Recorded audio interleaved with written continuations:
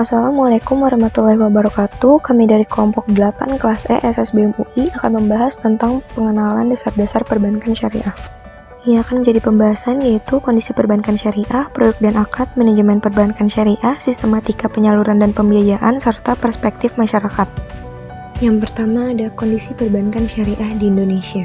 Sejarah berdirinya perbankan syariah di Indonesia. Pada tanggal 1 November 1991, berdirilah bank syariah pertama di Indonesia, yaitu PT Bank Muamalat Indonesia, yang resmi beroperasi pada tanggal 1 Mei 1992. Lalu pada tanggal 16 Juli 2008 diterbitkanlah Undang-Undang Nomor 21 Tahun 2008 tentang Perbankan Syariah. Dari lahirnya Undang-Undang Perbankan Syariah tersebut mendorong peningkatan jumlah bank umum syariah. Selanjutnya ada grafik perkembangan aset perbankan syariah di Indonesia periode 2018 sampai 2020. Di sini dapat terlihat ada 3 jenis bank yaitu BUS, UUS, dan BPRS. Ketiga jenis bank tersebut mengalami peningkatan aset pada setiap tahunnya. Saat ini terdapat Bank Syariah Indonesia atau BSI yang merupakan hasil merger dari 3 bank syariah yaitu PT Bank Mandiri Syariah, PT Bank BRI Syariah, dan PT Bank BNI Syariah yang diresmikan pada tanggal 1 Februari 2021. Total aset Bank Syariah Indonesia sebesar 239 triliun dengan lebih dari 1.000 kantor cabang. Selanjutnya, apa saja sih produk-produk yang ada di Bank Syariah, khususnya Bank Syariah Indonesia? Produk dan layanan Bank Syariah Indonesia terbagi ke dalam 4 sektor, yaitu sektor individu, perusahaan, digital banking, dan kartu. Yang pertama, individu. Menyediakan layanan perbankan syariah untuk kebutuhan financial planning, mulai dari bisnis untuk UMKM, cicil dan gadai emas, tabungan haji dan umroh, investasi mulai dari deposito falas, reksadana syariah, SSBN retail, hingga cash wakaf yang sukuk.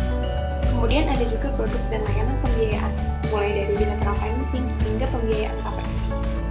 Kemudian layanan prioritas, termasuk layanan eksekutif dan safe deposit. Kemudian produk tabungan. BSI menyediakan berbagai macam jenis tabungan sesuai kebutuhan. Di antaranya yaitu tabungan dengan akad rupiah dan akad negara. Terakhir, layanan transaksi meliputi giro rupiah dan falas.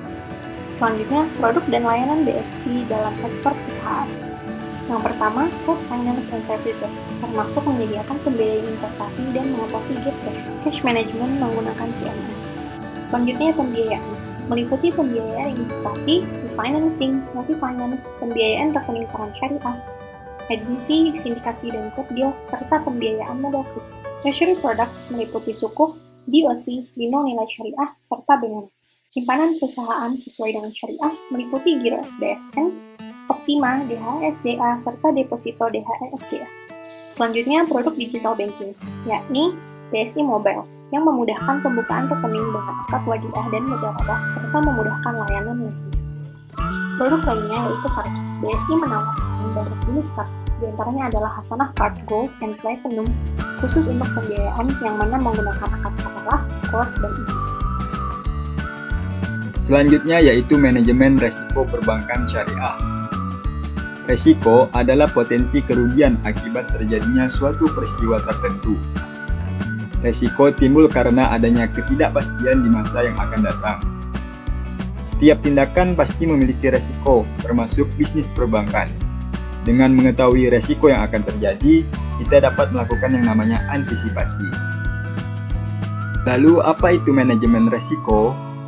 Manajemen resiko merupakan serangkaian metodologi dan prosedur yang digunakan untuk mengidentifikasi, mengukur, memantau, dan mengendalikan resiko yang timbul dari seluruh kegiatan usaha bank.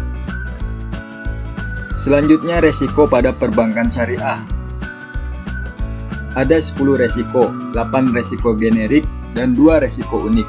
Adapun 8 resiko generik antara lain resiko kredit, resiko pasar, resiko likuiditas, resiko operasional, resiko hukum, resiko reputasi, resiko strategik, dan resiko kepatuhan. Dan adapun 2 resiko unik antara lain resiko imbal hasil dan resiko investasi. Sistematika penyaluran dan pembiayaan di Bank Syariah. Sistem pembiayaan berdasarkan prinsip syariah menurut sudut pandang yuridis adalah sebagai berikut. 1. Sistem bagi hasil. Bagi-bagi hasil berdasarkan prinsip mudarabah. Mudarabah adalah akad kerja sama usaha antara dua pihak, di mana pihak pertama sebagai pemilik modal dan pihak kedua sebagai pengelola modal, sedangkan keuntungan dibagi kedua belah pihak sesuai dengan kesepakatan yang teruntung dalam perjanjian. Bagi hasil berdasarkan prinsip musyarakah. Musyarakah adalah akad kerjasama antara dua pihak atau lebih untuk suatu usaha tertentu, di mana masing-masing pihak memberikan kontribusi dana dengan kesepakatan bahwa keuntungan dari risiko akan ditanggung bersama sesuai dengan porsi kontribusi dana atau kesepakatan bersama. Jual beli berdasarkan prinsip murabahah. Murabahah adalah akad jual beli antara bank dan nasabah. Bank membeli barang yang diperlukan dan menjual kepada nasabah yang bersangkutan sebesar harga pokok, ditambah dengan keuntungan yang disepakati. Jual beli berdasarkan prinsip al-istisna. Istisna adalah akad jual beli barang pesanan antara nasabah atau pembeli dan bank sebagai penjual. Spesifikasi dan harga barang pesanan disepakati di awal akad dengan pembayaran dilakukan secara bertahap sesuai kesepakatan. Jual beli berdasarkan prinsip as-salam. As-salam artinya akad jual beli barang pesanan antara nasabah sebagai pembeli dan bank sebagai penjual. Spesifikasi dan harga barang pesanan terkenal dengan hasil bumi. Sistematik penyaluran atau pembiayaan berdasarkan syariah. 1. Sistem sewa atau ijarah. Pembiayaan berdasarkan prinsip ijarah atau sewa terdiri dari dua macam. Pertama, ijarah sewa menyewa. Ijarah al-mutahiyah bitamlik atau sewa dengan opsi atau sewa beli. Akan membahas mengenai persepsi masyarakat terhadap Bank Syariah Indonesia. Beragam persepsi, sikap, dan perilaku muncul di masyarakat terhadap Bank Syariah Indonesia. Keberagaman ini disebabkan oleh rendahnya pemahaman masyarakat terhadap Bank Syariah, terutama yang disebabkan oleh dominasi yang diciptakan bank konvensional. Secara praktis, bentuk produk dan jasa pelayanan Bank Syariah, prinsip-prinsip dasar hubungan antara bank dan nasabah, serta cara-cara berusaha yang halal dalam Bank Syariah masih belum dipahami dan dimengerti oleh sebagian besar masyarakat. Sehingga muncullah persepsi yang keliru terhadap Bank Syariah, seperti mempersepsikan produk dan jasa Bank Syariah itu sama saja dengan bank konvensional, Bank Syariah menggunakan sistem bunga seperti bank konvensional, dan lain sebagainya. Ada pula dengan maraknya perkembangan pertumbuhan Bank Syariah tersebut dipandang sinis oleh beberapa kalangan, bahkan kalangan umat Islam sendiri.